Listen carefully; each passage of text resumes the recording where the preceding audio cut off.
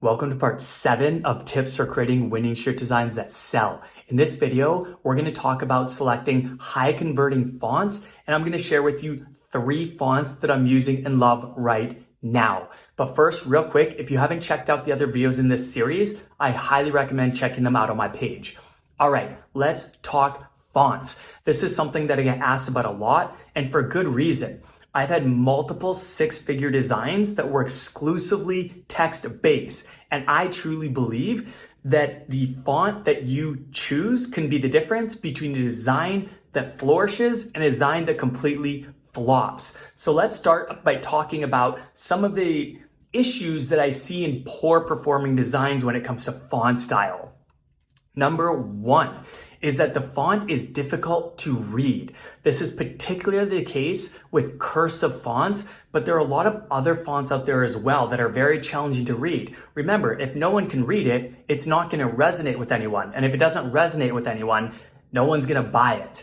Number 2 is that the font doesn't resonate with the customer or target audience. Imagine your target audience is women over 65 who crochet, and you're creating these text-based designs with these very childish, cartoony fonts. That's probably not going to resonate very much with these women, and it's probably not going to result in a lot of sales.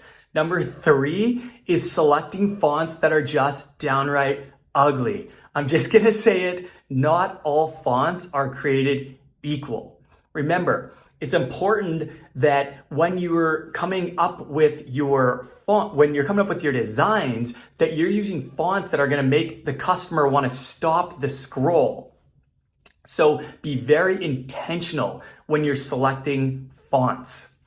All right, now let's talk about what actually moves the needle. Here are some tips that I recommend when selecting your fonts. Number 1, make it readable. Make it legible. Make it a font style that people can easily read, especially from a mobile device.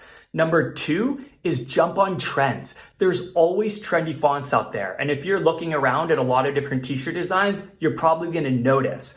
A while back, the typewriter font was very popular. And right now, a really popular font is like big, bubbly fonts such as the Cooper Black. Number 3 is use what's already working. If you have a design that's performing really, really well, try using that exact same font style in some of your future designs and see how they perform.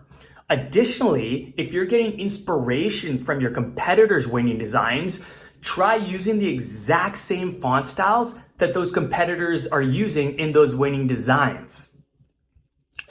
All right, last but not least, here are 3 fonts that I'm using and loving right now. Number 1 is the Edmund font. Number 2 is Bohemian Soul. And number 3, which I mentioned earlier, is Cooper Black. This one is super trendy right now. I'm using it in a lot of my designs, and I highly recommend trying it out for yours.